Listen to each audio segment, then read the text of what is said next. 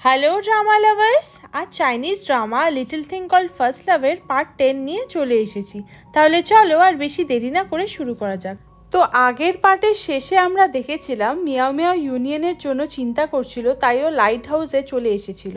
তখন union Miao মিয়াওকে একভাবে দেখছিল।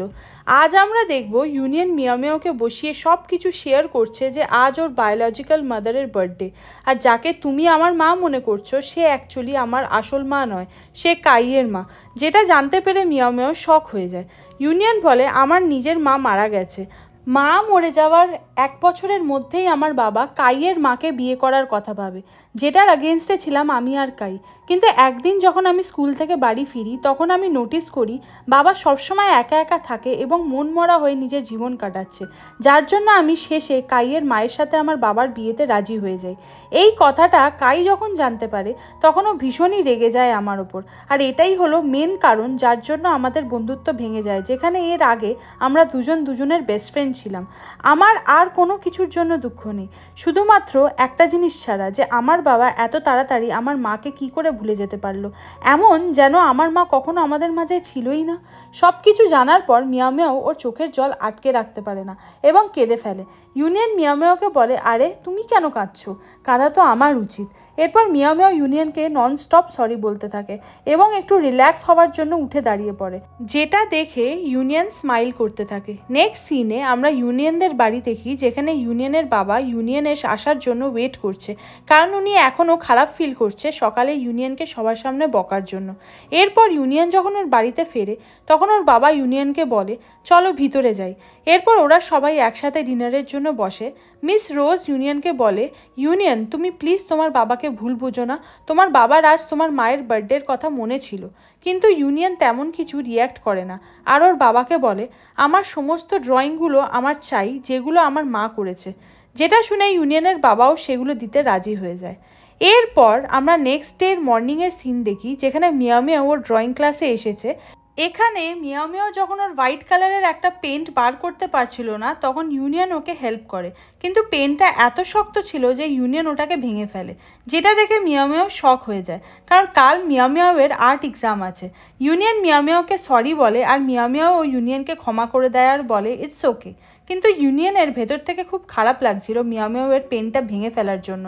সেই জন্য ক্লাস শেষ হলে ইউনিয়ন একটা স্টোরে আসে মিয়াও মিয়াওয়ের জন্য একটা নিউ কালার বক্স কিনবে বলে। শপ ওনার ইউনিয়নকে বলে, তুমি যে ব্র্যান্ডের কালার বক্স খুঁজছো সেটা ওই দিকে আছে।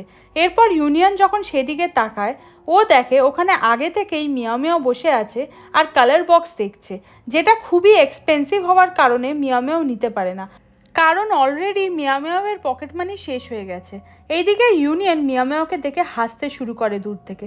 এরপর ইউনিয়ন শপ ওনারকে বলে, আপনি আমাকে ওই মেয়েটির হাতে যেটা আছে সেটার একটা কালার বক্স দিয়ে দিন। এরপর আমরা নেক্সট ডের সিন দেখি, যেখানে মিয়াও মিয়াও ওর বাইসাইকেল নিয়ে এক্সাম হলের বাইরে আসে, যেখানে মিয়াও মিয়াও নোটিস করে যে ইউনিয়নও ওখানে দাঁড়িয়ে আছে, যেটা দেখে মিয়াও মিয়াও একটু অবাক হয় আর বলে, সিনিয়র আপনি এখানে কি করছেন? ইউনিয়ন বলে, আমি তোমাকে এক্সামের জন্য গুড লাক উইশ করতে এসেছি। এরপর ইউনিয়ন সেই কালার বক্সটা মিয়াও মিয়াওকে দেয়। মিয়াও মিয়াও নিতে লজ্জা পাচ্ছিল, কিন্তু ইউনিয়ন যখন জোর করে সেটা মিয়াও মিয়াওকে দেয় তখন ও সেটা নিয়ে খুবই আনন্দের সাথে এক্সামের জন্য চলে যায়। এরপর ইউনিয়ন যখন ওখান থেকে চলে যাচ্ছিল তখন ও নোটিস করে যে কাই আবারও কোথাও ডেলিভারির জন্য যাচ্ছে, তাই জন্য ইউনিয়ন কাইকে ফলো করে। এরপর ইউনিয়ন দেখে কাই কিভাবে দিনরাত পরিশ্রম করছে ওর পড়াশোনাকে নষ্ট করে। অ্যাকচুয়ালি কাই পার্ট টাইম করছে যাতে ও অনেক পয়সা কালেক্ট করে ইউনিয়নকে ওর বাড়ির রেন্টের টাকাটা দিয়ে দিতে পারে। এই পার্ট টাইম জবের জন্য কাই ওর পড়াশোনার প্রতি ফোকাস রাখতে পারছে না। আগে কাই আর ইউনিয়ন সেম ক্লাসে পড়তো, কিন্তু কাই যখন ওর মায়ের বিয়ের কথা জানতে পারে তখন ও পড়াশোনা থেকে একদমই সরে যায়, যার জন্য কাই ফেল করে যায়। সেই কারণে কাই পেছনে পড়ে যায় এবং ইউনিয়ন সামনের ক্লাসে এগিয়ে যায়। তাই জন্যই আমরা এখন মিয়াও মিয়াওয়ের ক্লাসে কাইকে দেখতে পাই, ইউনিয়নের সাথে নয়। এরপর আমরা 3 দিন পরের সিন দেখি, যেখানে মিয়াও মিয়াও ওর আর্ট রেজাল্ট দেখানোর জন্য ইউনিয়নের বাবার কাছে এসেছে। মিয়াও মিয়াও খুব ভালো মার্কসের সাথে পাস করে গেছে, যেটা যখন আর্ট টিচার দেখে তখন উনিও খুব খুশি হয়ে যায় আর মিয়াও মিয়াওকে বলে ওয়েল ডান।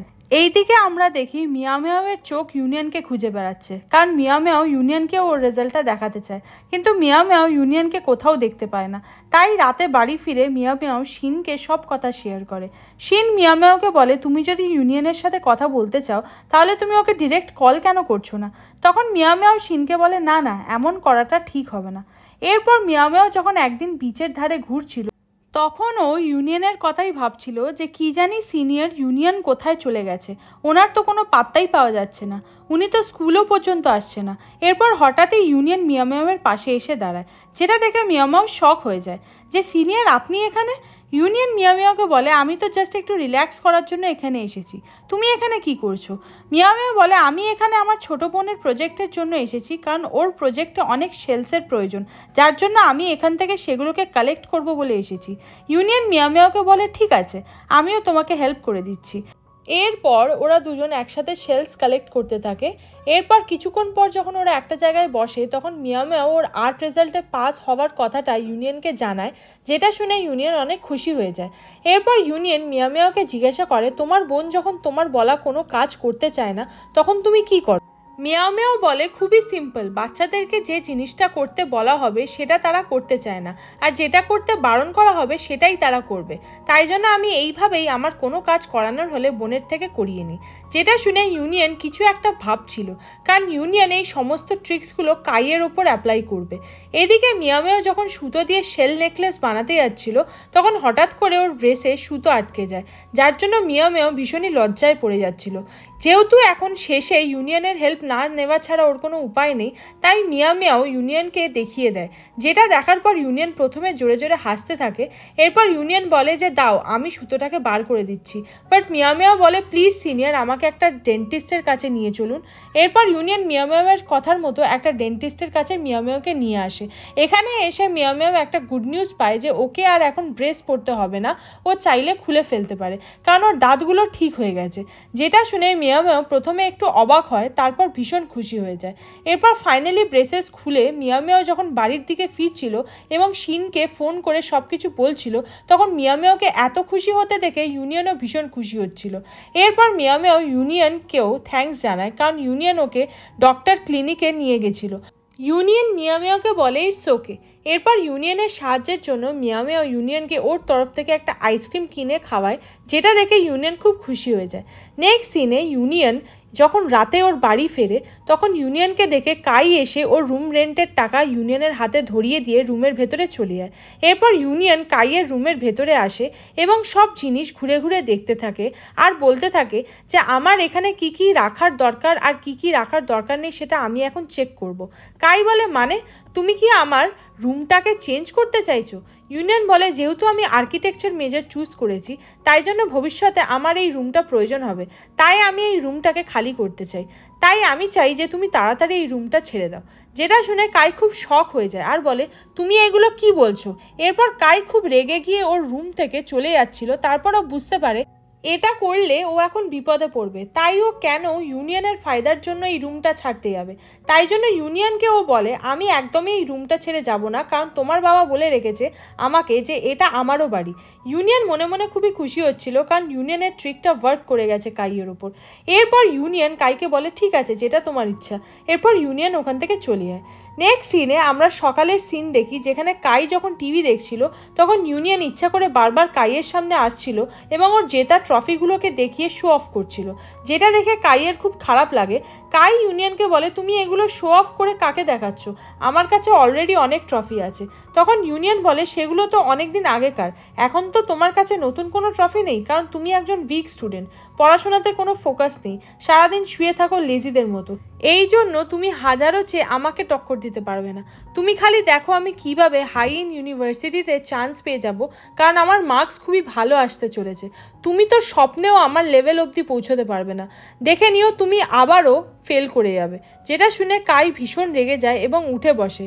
ইউনিয়নকে বলে, আচ্ছা তো তুমি আমাকে এইভাবে জ্বালাতে চাইছো, এবার তুমিও দেখবে আমি কিভাবে হাই ইন ইউনিভার্সিটিতে ভর্তি হব।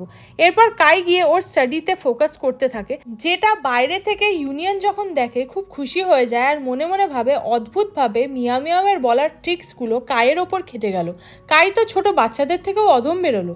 নেক্সট সিনে আমরা দেখি নিং ইউনিয়নকে ফোন করে কিভাবে পয়সা ইনকাম করা যায় তার আইডিয়া দিচ্ছে, যে তোমার কাছে তোমার যে সমস্ত পুরনো স্কুল নোটস আছে সেগুলো তোমার জুনিয়রদের বেচে দেওয়া উচিত, কারণ তুমি আরও একবার স্কুলে টপ করেছো, যার জন্য তোমার নোটসগুলো বেচলে অনেক টাকা রোজগার হবে। কিন্তু এই আইডিয়াটা ইউনিয়নের পছন্দ হয় না, তাই ও জানিয়ে দেয় ও এমনটা করবে না। এরপর ইউনিয়ন যখন রুম থেকে বাইরে আসে তখন ওর বাবার সাথে ওর দেখা হয়। ইউনিয়ন ওর বাবাকে বলে আমি খুব তাড়াতাড়ি হোস্টেলে শিফট হয়ে যাব। ইউনিয়নের কথা শুনে ওর বাবা বলে ঠিক আছে। ওর বাবা এমন দেখাচ্ছিল যেন ওনার ইউনিয়নের আর্কিটেকচার মেজর চুজ করা নিয়ে আর কোনো প্রবলেম নেই। কিন্তু ইউনিয়ন যখন চলে যায় তখন ওর বাবা একজন টিচারকে কল করে তাকে, যে ইউনিভার্সিটিতে ইউনিয়নের আর্কিটেকচার টিচার হতে চলেছে। এই টিচারটা ইউনিয়নের বাবার জুনিয়র ছিল, তাই জন্য ইউনিয়নের বাবা বলে যখন আমার ছেলে ইউনিভার্সিটিতে জয়েন করে নেবে তখন তুমি ওর সাথে খুবই স্ট্রিক্ট বিহেভিয়ার করবে, মানে ওর সমস্ত জিনিসকেই খারাপ বলবে আর সবসময় ওকে বকাবকি করবে, যাতে ইউনিয়নের এটা মনে হয় যে আর্কিটেকচার লাইনটা ওর জন্য নয়। যেটা শুনে টিচারও শক হয়ে যায় যে ইনি নিজের ছেলের জন্য এমন অদ্ভুত রিকোয়েস্ট কেন করছে। এরপর টিচারটি ইউনিয়নের বাবাকে জিজ্ঞাসা করে ইউনিয়ন কি সত্যি আপনার ছেলে, মানে ইউনিয়নকে আপনি অ্যাডপ্ট করেননি তো? যেটা শুনে ইউনিয়নের বাবা একটু হেসে বলে না না, ইউনিয়ন আমার নিজেরই সন্তান। সো হাই ড্রামা লাভার্স, এখানেই এই পার্টটি শেষ হলো। এই ড্রামার নেক্সট পার্টের নোটিফিকেশন পেতে প্লিজ চ্যানেলটিকে সাবস্ক্রাইব করে রেখো।